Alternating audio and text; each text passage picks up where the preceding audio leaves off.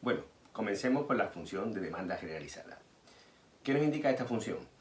Pues esencialmente la función de demanda generalizada lo que nos indica es cómo se va produciendo las variaciones en la demanda a partir de variaciones en tres parámetros. En este caso, el precio del bien X, el precio del bien Y y el nivel de renta.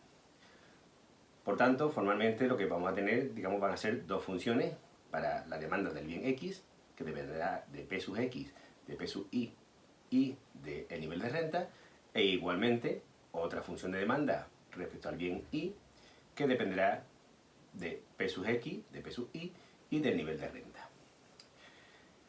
Formalmente, como estamos hablando de una función de demanda, nos estamos refiriendo esencialmente a cestas óptimas.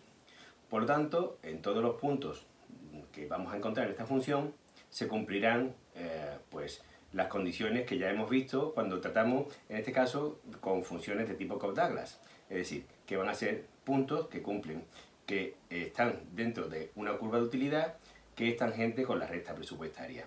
Eso, formalmente, matemáticamente, significa que la relación marginal de sustitución, es decir, el cociente de las utilidades marginales respecto a x1 y respecto a x2, es igual al cociente de los precios, P sub 1 entre P sub 2.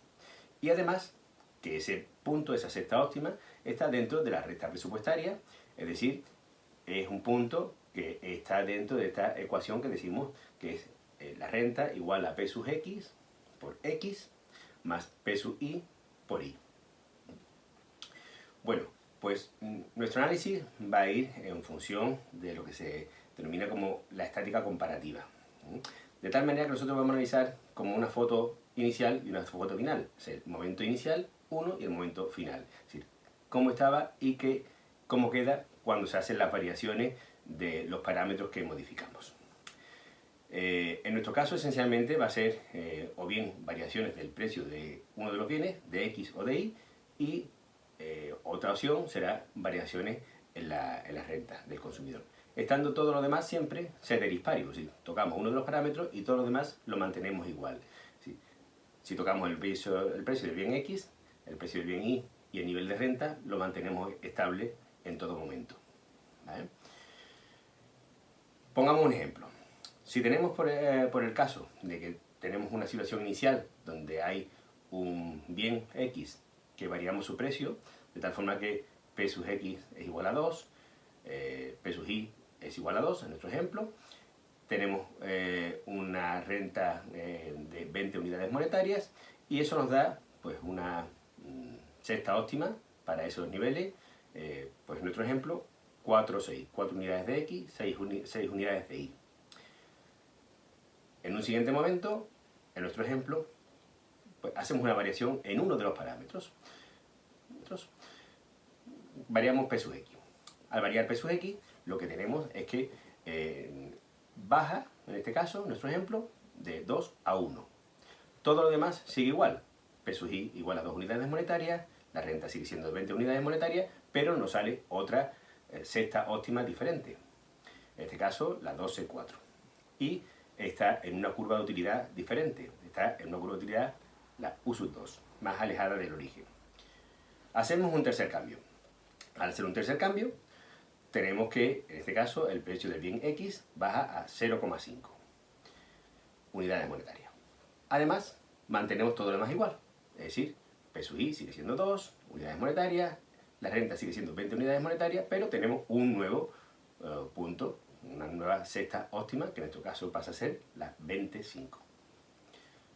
Bueno, esto gráficamente lo que nos sucede es que tenemos una representación de tal manera que tenemos las tres cestas óptimas que cumplen estas condiciones iniciales que hemos dicho.